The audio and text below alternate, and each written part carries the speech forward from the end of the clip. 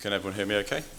Yes. I'll try to stay in this location in that case. I'll do my best. So, it's interesting, we've got a slightly different font on the... Oh, yeah, great, brilliant.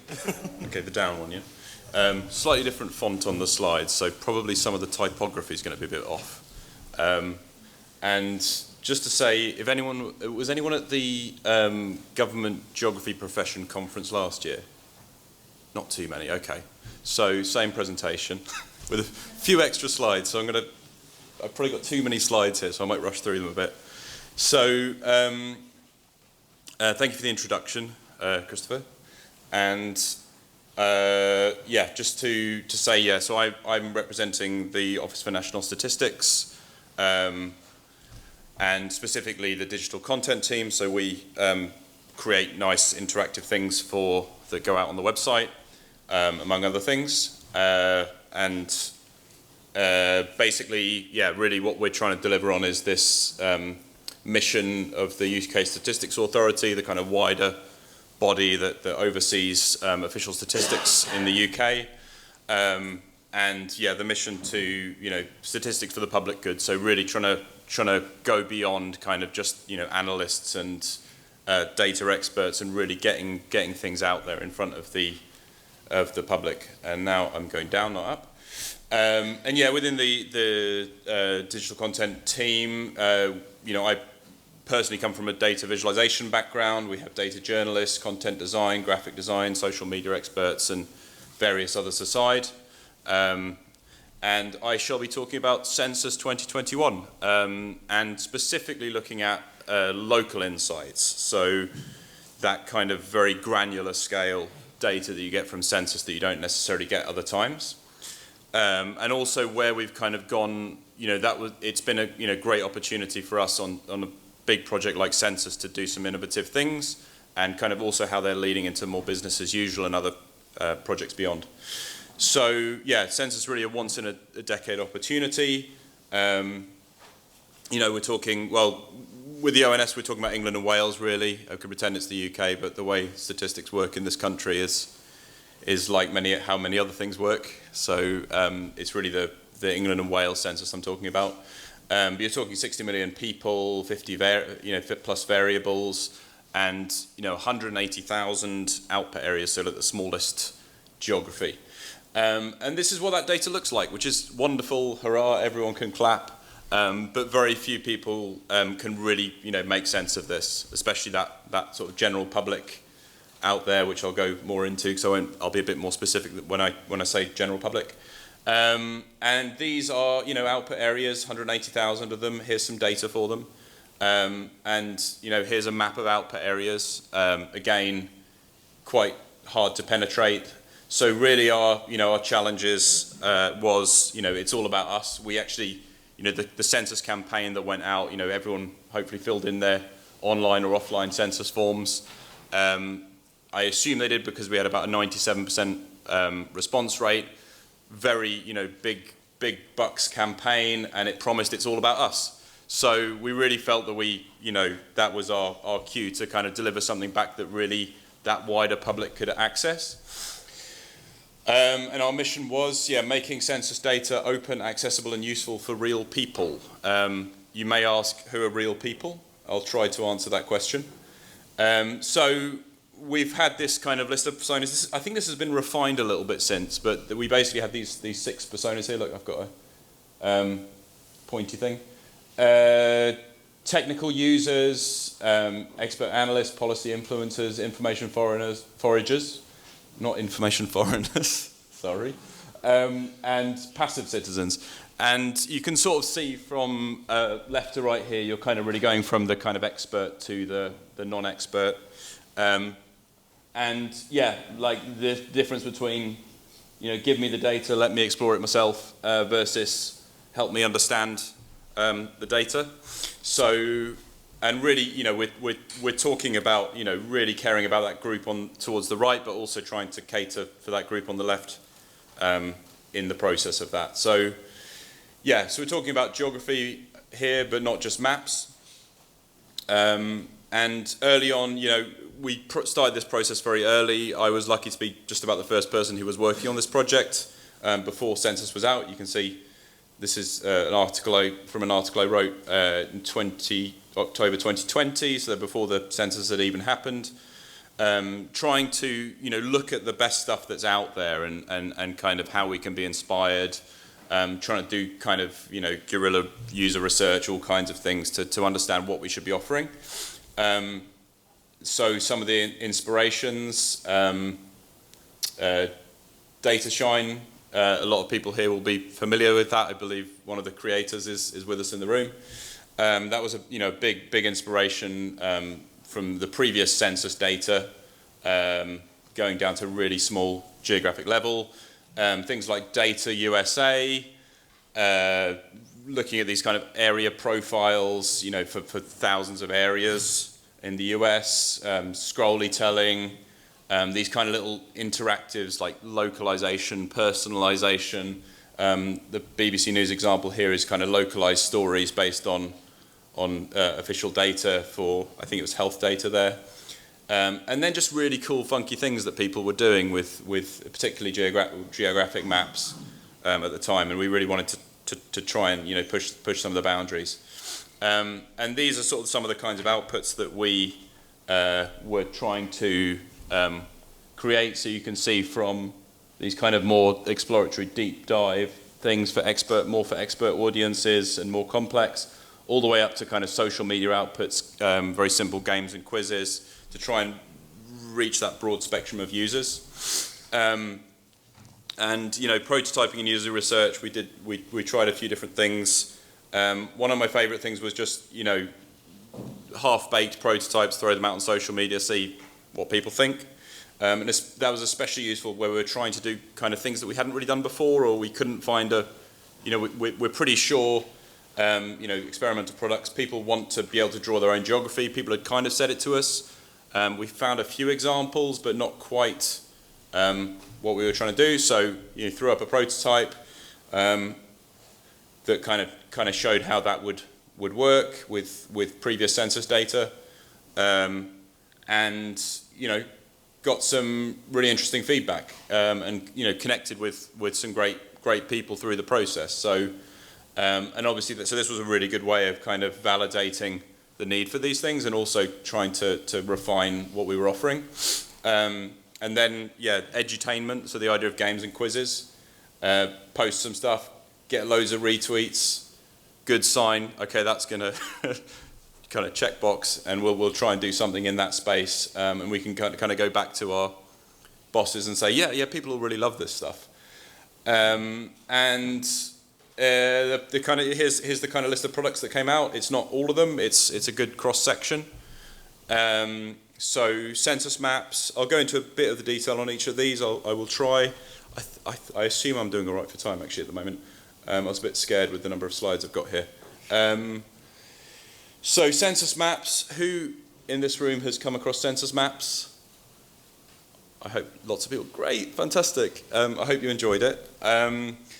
So census maps was really this one that was a kind of, we knew there was an opportunity here. Obviously, we'd seen Data Shine from the previous census.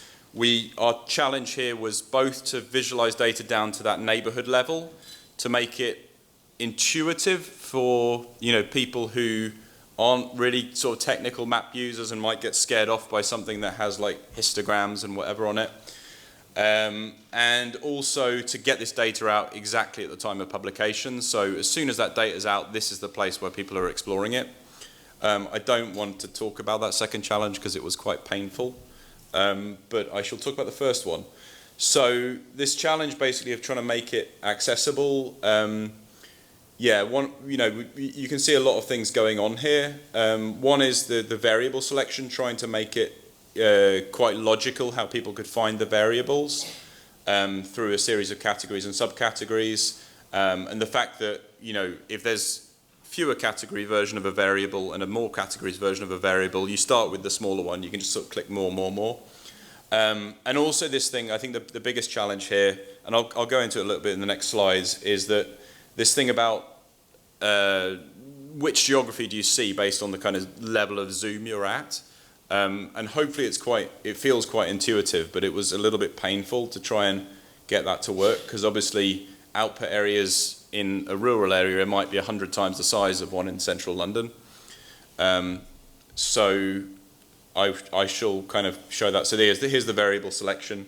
So you'll go from a topic to a variable, and then you've got this opportunity for more categories, but not overwhelming the user, saying, please choose I can't remember what we even call them now, a classification.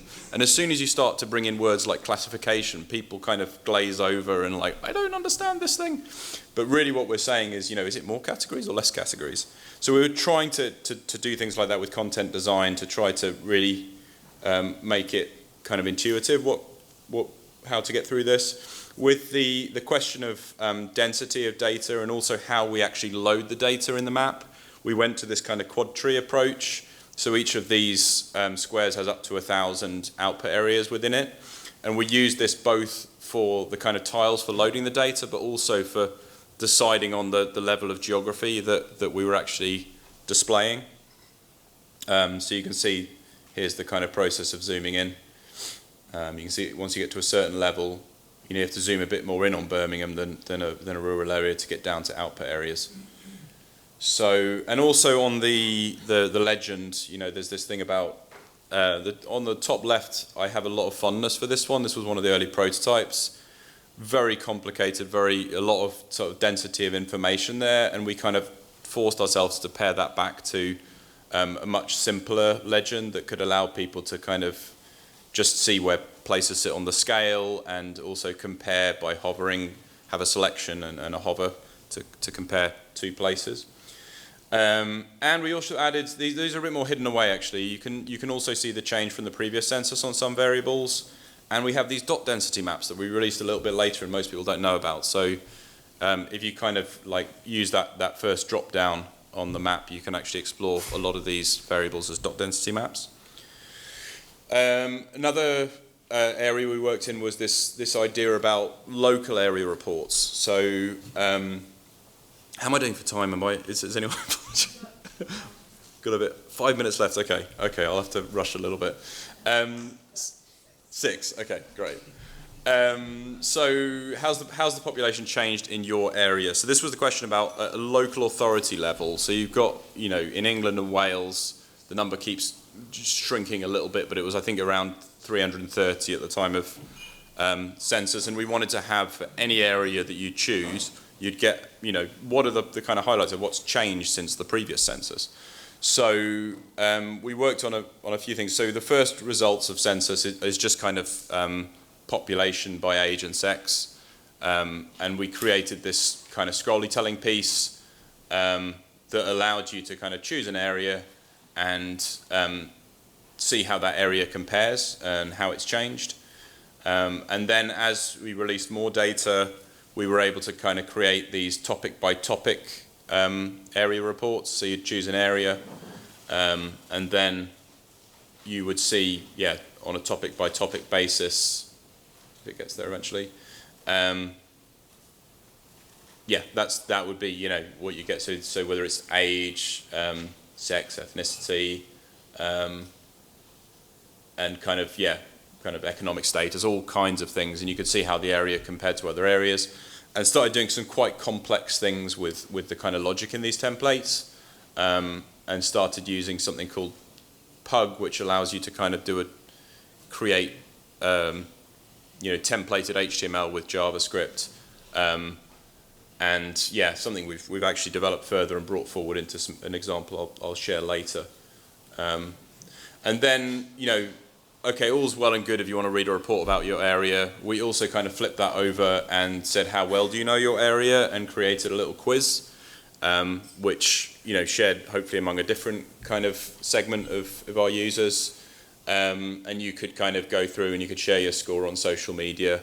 This was kind of during probably during the Wordle phase. So people could share a little copy and paste job in their social media feed and say how they scored in this. We had a hex map game as well, which I forgot to include in here, which was probably my favourite little bit. So it's weird that I didn't put it in, but the same kind of idea, and those shared fairly well as well.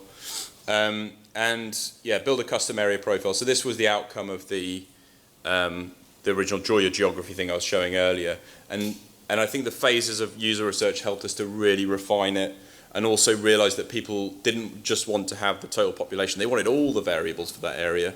So we did a lot of kind of engineering around that, and using the API from Nomis, we're able to kind of draw any area or select predefined areas. Brilliant. Yeah, you can do actually quite a lot with this one, and the usage actually has continued and even slightly increased. So I think this one's really popular, especially among local authorities, that they can kind of get variables on the local areas and also extract the lookups to output areas. And then beyond Census, yeah, we've kind of tried to bring some of this stuff forward into more sort of business as usual work and outputs as ONS. In particular, we have a new Explore Local Statistics service, which allows you to get kind of more regularly updated data from a local authority level and above. So here, if you look for Explore Local Statistics on your Googles, you'll probably find this. And you can find a specific area, and you can see here's all the various localized products we have for this particular area, and you can kind of see the areas within that area, the parent areas, all kinds of things like that. And then also this specific data service. So this has, I think we started with 57 indicators. So we kind of had our T-shirts, 57 variables inspired by Heinz. And so you can kind of explore these and also explore by variables. So you choose your indicator and then see the whole national picture versus looking from an individual area and seeing how it compares. So and also move forward with this, what I was showing, the kind of localized bulletins showing change. We're also applying those to different more regularly released variables. So this is around housing prices, so rents and house prices for purchasing houses, mortgages, things like that. So those all go into local reports, and we update them on a regular basis now, I think. And I think that's everything. So I'm happy to take questions.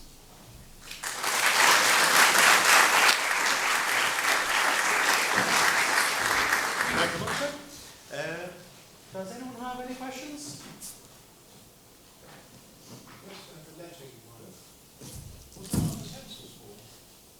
The house prices, the one heading was the number of percentage of lettings in a certain area. Oh yeah, so there'll be housing tenure should be on there. So the proportion of people who are renting or who own their homes. Yeah, you can see that all the way down to output area level.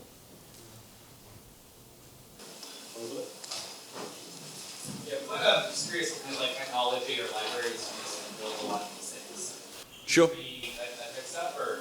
Yeah, so it's all. I should have said that. I mean, this stuff's all open source. If you can try and sort of track us down on GitHub. So we tried to use. It's a mixture of. It's all JavaScript front end stuff. So bit of D3, MapLibra, and we tied together a lot of stuff using the Svelte framework. And Svelte kit as well, specifically, which allowed us. So for the area reports, for example, we're actually, we can only deploy static apps on our website, but we're able to pre-render all those individual reports, which means through search engine optimization, you can search for house prices in Fareham or something like that, and you'll probably turn up up one of our products. There was another question over here. One of the things that I think is so cool that you showed all the different products that you guys have, but when I work with census data, I'm always amazed at kind of the number of variables. Every time I open up Nomis, it's like, oh, there's a variable for this. Is there a way in which you guys are thinking about making that search process easier? Like sometimes I don't even know the variable exists in the data set. That's a good question. I mean, on census maps, you can kind of, try to type something in, and it will. The search on census maps will look at both the variables and the categories within them. So if you search for something like unemployed or something like that, that will give you economic activity status, unemployed, and it should help you. But we don't actually have a single resource for discovering census-specific data sets. And I think probably the even bigger challenge than that is that census doesn't include everything, and it's only once every 10 years.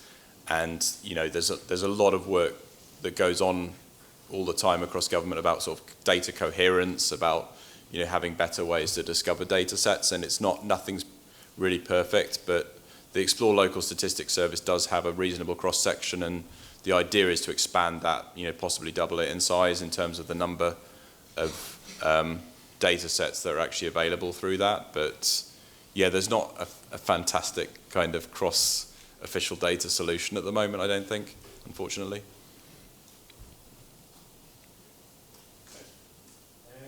Any further questions? Thanks very much.